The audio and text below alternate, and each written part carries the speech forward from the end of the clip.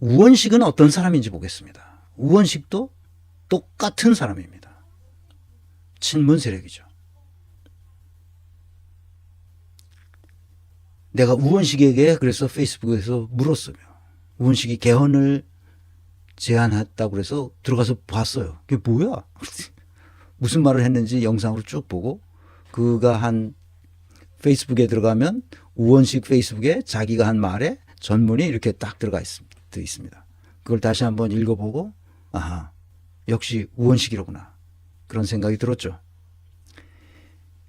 내가 이렇게 썼습니다. 그래서 헌법이 윤석열을 만들었습니까? 근데 왜 헌법을 개정하자는 거예요? 윤석열이 헌법 때문에 이렇게 됐어요?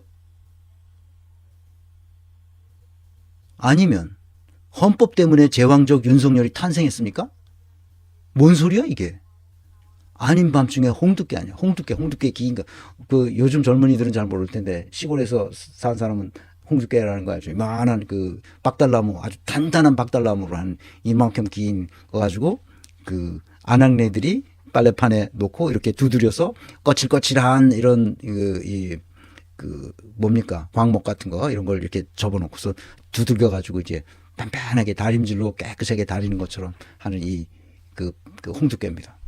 아닌 밤중에 홍두깨죠. 아닌 밤중에 홍두깨 가지고 나타나면 얼마나 무서워요. 위협스럽죠. 홍두깨 가지고 야구방망이 같은 겁니다. 이거 무슨 짓이야 이게 우연식이. 느닷없이. 생뚱맞고 뜬금없고 황당무계하죠.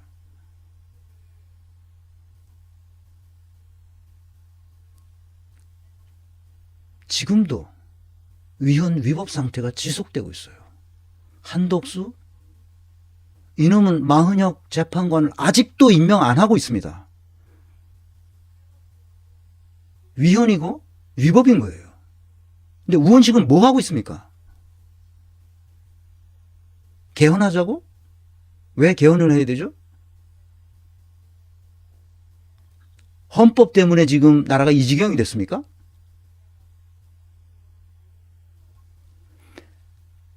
내가 우원식이 국회의장이 되면서 내가 우원식을 분석하기 시작했습니다.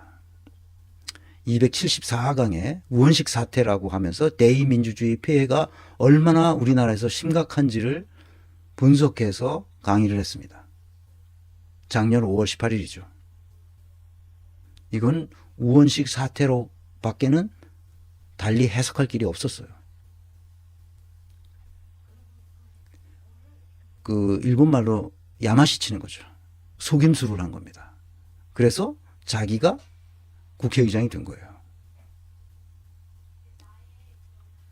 원래 국회의장은 다수당이 차지하는 것인데 그 다수당 안에서 제일 선수가 높은 사람이 하는 겁니다. 선수가 높은 게 다 똑같으면 그 중에서도 나이가 많은 사람이 국회의장을 먼저 하고 그 다음에 그 다음 사람이 합니다. 국회의장. 어차피 4년이니까 2년 하는 거니까. 근데 우원식은 5선 의원이에요. 추미애는 6선 의원이죠. 6선 의원 중에서도 나이가 제일 많아요. 그러니까 당연히 추미애가 됐어야 되죠. 그런데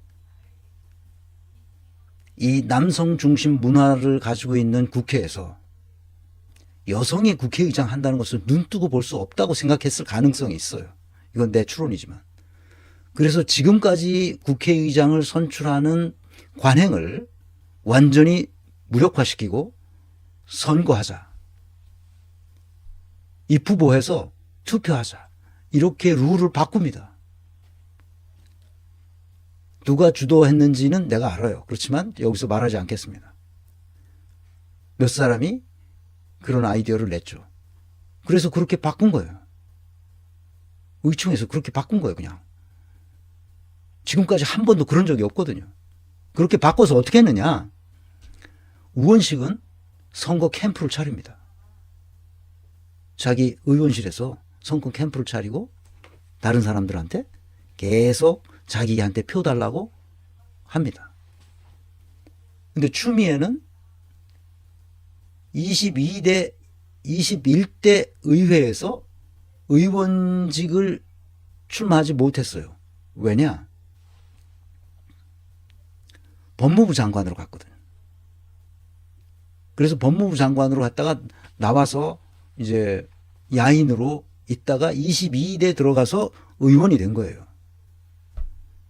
그러니까 그 4년간 의원을 안 했단 말이에요. 그러니까 뭐예요? 내부에서 원래 자기 계파가 없는 사람이에요. 추미애는. 계파 만드는 것 원하지도 않고 계파를 만든다는 말은 뭔가 떡고물을 조금씩 나눠줘야 되거든. 그런데 떡고물을 나눠주지도 않고 받지도 않고. 그러니까 독고다인 거야. 그래서 의원들 사이에서는 추미애는 컨트롤이 안 된다는 말을 해요. 컨트롤이 안 돼. 왜냐하면 자기는 혼자 각자 알아서 자기 할 일을 하면 되는 거지. 왜 패거리를 만들어? 이런 주의란 말이야. 그러니까 자기 패거리가 없는 거예요. 언제나 홀로 섰어요.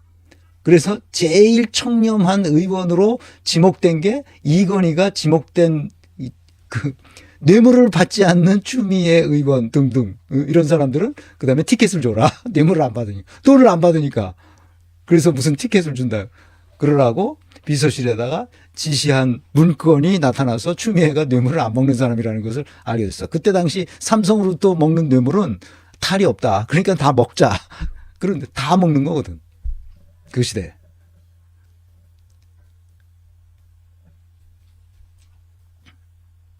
대의민주주의의 폐해가 바로 여기에 나타나는 겁니다. 대의민주주의는 심각한 문제를 가지고 있어요. 그래서 내가 직접 민주주의 체제를 반드시 도입해야 된다 이렇게 주장하는 겁니다. 대의민주주의 문제는 특히 한국식 대의민주주의 체제가 갖는 근본적인 문제가 몇 가지 있는데 첫 번째가 정보 비대칭이에요. 주인 대리인 문제가 생기죠. 여기는 경영학에서 경제학에서 굉장히 중요한 문제입니다. 대리인이 더 많은 정보를 가지고 있고 주권자인 또는 주주는 또는 주권자는 대리인들이 무슨 짓을 하는지 잘 몰라요. 그러니까 자기들끼리 짬짬합의해서 자기들 이익을 위해서 하는데 주인을 속이는 거죠. 그 정보 비대칭 문제인데 이 문제가 심각합니다. 국회에서 자기들끼리 어떻게 짬짬이 해서 어떻게 하는지 모르는 거예요. 그거는 뭐와 똑같아. 판사들이 자기네들끼리 성체를 쌓고 그 안에서 쑥떡공란 해가지고 무슨 짓을 하는지에 대해서는 일반인들은 주인인 주권자가 모르는 거예요. 그래서 문제가 되는 거예요. 이 문제를 해결해야 됩니다. 대의민주주의 체제의 근본적인 문제점이에요. 그래서 패거리 정치 문화가 생기는 겁니다. 계파 정치죠. 일본에는 이 계파 정치로 녹아나는 겁니다. 일본이 저렇게 된 것은 저 계파 정치 때문에 그렇습니다. 세 번째, 민의를 반영할 수 있는 선거제도와 정당제도가 돼 있지를 않아요. 그래서 공천을 합니다. 세상에 공천하는 제도는 아주 잘못된 방식이에요. 정당은 공천을 하지 않습니다. 공천은 당 대표나 당 지도부가 하도록 우리나라에서만 돼 있지 이 민주주의 선진국에서는 공천이라는 제도가 있다는 것에 대해서 놀랍니다. 어떻게 누가 누구를 공천해? 말이 안 되는 거죠. 민의를 반영할 수 있는 선거제도도 아니고 민의를 반영할 수 있는 정당제도도 아닌 거예요. 그러니까 공천제도가 없는 거예요. 그럼 어떻게 하느냐? 당원들에게 잘 보이면 돼요. 당원들이 뽑는 거니까. 그리고 우리는 충분히 당원이 수백만 명의 당원이 있기 때문에 세계에서 제일 큰 정당이기 때문에 당원 중심 정당 제도로 빨리 바꿔야 됩니다. 정치 혐오와 그래서 무관심이 만연해 있습니다. 정치를 혐오하죠. 정치는 나쁜 거예요. 그래서 학생들이 정치를 배우면 안 돼요. 왜냐하면 나쁜 거거든. 나쁜 걸 가르칠 수 없잖아. 그래서 정치 교육을 학교에서 못 시키게 만들어 놓습니다. 심지어. 말이 안 되는 짓이죠. 그리고 중간에 무슨 사회적으로 이름난 사람을 영입해. 그래서 그 사람을 공천해줘. 그래서 공천 받은 그 사람이 나가서 당선되어 오면 그 사람이 그 정치에 대해서 입문하고 정치를 이해하는데 몇 년이 걸려. 그럼 한 텀이 지나가는 거야. 그러니까 정치가 자기 역할을 못하는 거예요. 정치는 매우 복잡하기 때문에 사회적으로 성공한 사람들이 와가지고 그 정치를 제대로 할 수가 없습니다. 안철수는 정치를 시작한 지 몇 년이 됐는데 아직까지도 정치에 제대로 이해를 못하고 있습니다. 또라이죠. 또라이기 때문에 그렇기도 하지만 중간에 다 커서 사회적으로 성공하면서 이름을 낸 사람이 정치판에 들어오면 정치를 잘할 것 같죠. 못합니다. 정치는 전혀 다른 거예요. 그래서 정당 자체가 인재를 기르고 정치 교육의 장이 될 수 있도록 해야 됩니다. 여섯째, 주인 대리인 문제에서 불거지는 거지만 자기가 안 했다고 그러면 됩니다. 자기는 모른다고 그러면 돼요. 그러면서 자기가 필요할 때 새치기를 딱 합니다. 이게 전형적인 우원식 스타일이에요. 새치기죠.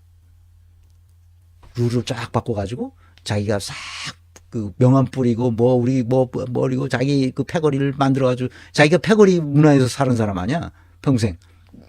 패거리들한테 날 뽑아줘. 내가 국회의장을 되면 뭐 어떻게 하고 어떻게 할 테니까 나를 뽑아줘. 자기들끼리 그 짓을 하는 거예요.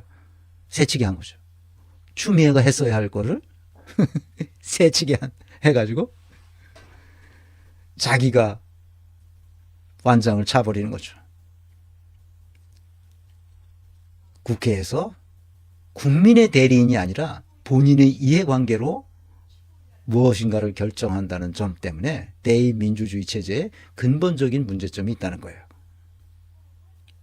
그래서 왜 개방성을 갖추지 못하고 폐쇄적으로 자기들끼리 무슨 쑥닥공론을 하느냐. 이거는 법원이 판사들끼리 쑥닥공론을 하는 거나 똑같은 짓인 거예요. 그래서 이것은 교육의 문제일 뿐만 아니라 제도의 문제이기도 합니다. 그래서 오늘은 이게 274강에서 한 거니까 더 자세히 알고 싶으신 분은 274강을 다시 들으시면 됩니다. 한국식 대의민주주의 체제의 근본 문제점의 핵심인 패거리 정치 문화에 대해서 생각해 보겠습니다. 우원식이 이 패거리 정치 문화의 속에서 새치기 하는 거예요. 반칙을 저지르는 거죠. 그래서 자기가 스스로 국회의장이란 완장을 차게 됩니다. 패거리 계파 정치 문화를. 민주당에는 몇 개의 계파가 있어요. 586 민주화운동 노동운동 세력이 한 계파고 두 번째 계파가 있는데 여기는 아주 끈끈합니다. 민평연 계파가 있습니다. 경제민주화와 평화통일을 위한 국민연대라는 긴 제목의 파벌이죠. 일종의 패거리예요. 계파죠. 이것을 민주평화 국민연대라는 이름으로 해서 민평연이라고 부릅니다. 우원식도 여기에 속해요. 586 세대죠. 그러면서 친문 세력입니다. 친문 세력은 문재인이 2012년 대선에서 떨어지고 나서 2022년까지 10년을 민주당을 지배하다시피 했어요. 그러니까 민주당의 국회의원은 거의 다 친문 세력이 돼버렸습니다. 국회의원 선거를 3번이나 자기 손으로 직접 공천을 했으니까 친문 세력이 아닌 사람이 없을 정도가 된 거죠. 을지로위원회는 별도의 자기가 만든 계파예요. 우원식이 을지로위원회를 가난하고 힘들고 어렵고 고통받는 사람들, 을의 지위에 있는 사람들을 도와주는 그런 문제를 해결해주는 그런 위원회를 만들어서 아직도 하고 있습니다. 그 을지로위원회가 많은 성과를 냈어요. 그래서 을지로위원회에서 만들어진 책자도 있고 그 보고서가 있어요. 매년 그거를 제가 다 구해서 읽어봤습니다. 을지로위원회가 뭘 하는 것인지. 274강에 가면 있습니다. 꼭 보시기 바랍니다. 더 좋은 미래, 그 다음에 더 민주 전국혁신회의 이런 조직이 있는데 여기는 별 의미가 없고 이 조직들을 이용합니다. 제일 큰 게 586 민평련 친문세력 이렇게 돼 있죠. 을지로위원회는 자기가 만든 거니까. 그러니까 이런 계파들을 이용해서 자기가 친소 관계에 따른 패거리 문화를 100% 이용하는 겁니다. 그래서 그 민주당 내에서 국회의장 후보를 뽑을 때는 반드시 이렇게 선거를 뽑자. 그래가지고 자기가 캠프를 차려줍니다. 캠프를 차려가지고 딱 이제 이렇게 돌리는 거죠. 나를 찍어달라고. 그래서 이 4개의 계파들을 다 섭렵한 겁니다. 그래서 누가 됐겠어요? 우원식이 됐죠. 추미애는 계파가 없는 사람이니까. 당연히 옛날 같으면 추미애가 당연히 뽑히게 돼 있는 건데 그래서 다 가만히 있었던 거예요. 당연한 거니까. 지금까지 그렇게 왔던 관행대로 했었어야 되는데 안 한 거죠. 그래서 어떻게 됐어요? 우원식이 당선된 거죠. 그래서 우원식은 누구냐 이걸 알 필요가 있습니다. 그래서 내가 페이스북에다 최근에 썼어요. 우원식은 어떤 사람인지 이제 확실해졌다는 거죠. 민주당 내 국회의장 후보를 뽑을 때 우원식의 행태를 보고 기회주의적인 인물이라는 것을 알았습니다. 우원식은 민주당에서 을지로위원회를 만들어 어려운 사람들에게 큰 공헌을 한 사람입니다. 그러나 그 활동 내역을 정리한 문서와 자료를 읽어보고 시대의 흐름과 큰 틀을 볼 수 있는 인물이 아니라는 것을 알았습니다.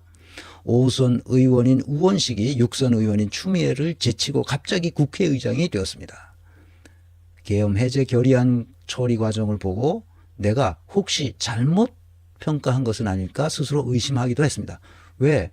계엄 해제 결의안을 아주 잘 처리했으니까 아주 타임리하게 너무나 그 위험 직전에 처리했어요. 아슬아슬했죠. 역시 우원식은 기회주의적인 사람이었습니다. 이번 이 개헌 제안을 하는 걸 보고 인간은 과거의 행태를 반드시 재현합니다. 오세훈이 그랬고 홍준표가 그랬고 이준석이 그랬고 한덕수, 최상목, 심우정이 그랬듯이 말입니다. 박병석 국회의장, 김진표 국회의장과 같은 부류의 인간임을 알게 된 것은 이제 그나마 다행이라고 해야겠습니다. 우원식은 기회가 나면 어떤 방법으로도 새치기와 반칙을 한다는 겁니다. 순전히 자기 이익을 위해서 그렇게 하는 거죠.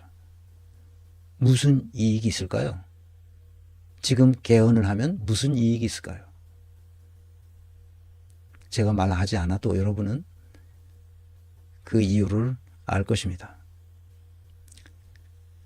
그래서 이런 짤이 돌았어요. 정재준 선생이 특달같이 나한테 보내준 겁니다. 윤석열 대통령이 비상계엄을 선포했는데 우원식 국회의장은 비상개헌을 선포합니다. 두 또라이의 합창이 이렇게 이 시대를 어지럽히고 있는 거죠. 또라이들의 합창이죠.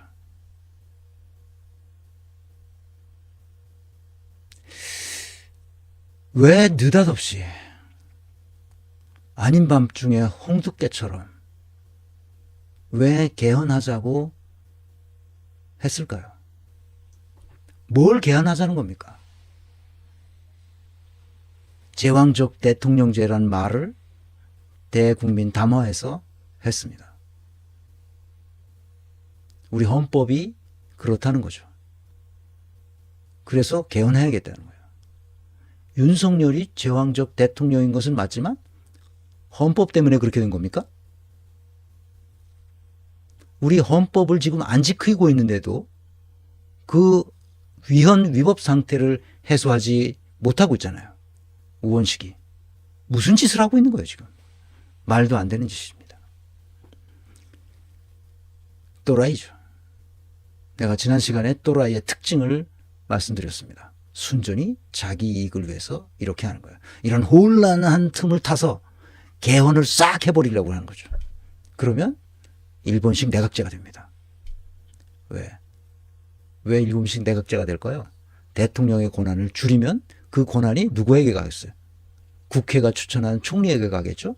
총리가 내각을 장악하게 되죠. 그렇게 되면 그러면 내각을 장악하게 되면 그 내각에 들어갈 수 있는 사람은 누구겠어요? 그 총리를 구워 삶은 사람이 되겠죠. 뭐 대통령을 구워 삶든 누구를 구워 삶으면 자기들이 다 차지한다고 생각합니다. 지금까지 역대 그 국무총리를 했던 사람치고 일본식 내각제를 해야 된다고 생각하지 않은 사람은 한 사람도 없습니다. 내 기억으로는. 박병석, 김진표 말고 그 이전에 있었던 국회의장들 모두 그것을 꿈꾸고 그래서 자기도 나중에 다 한 자리 계속 연년세세 해먹을 생각을 했던 사람들이에요. 순전히 자기 이익을 생각하는 사람이죠. 이 국가적 내란 사태에서 자기 이익을 생각한 놈이 누구야?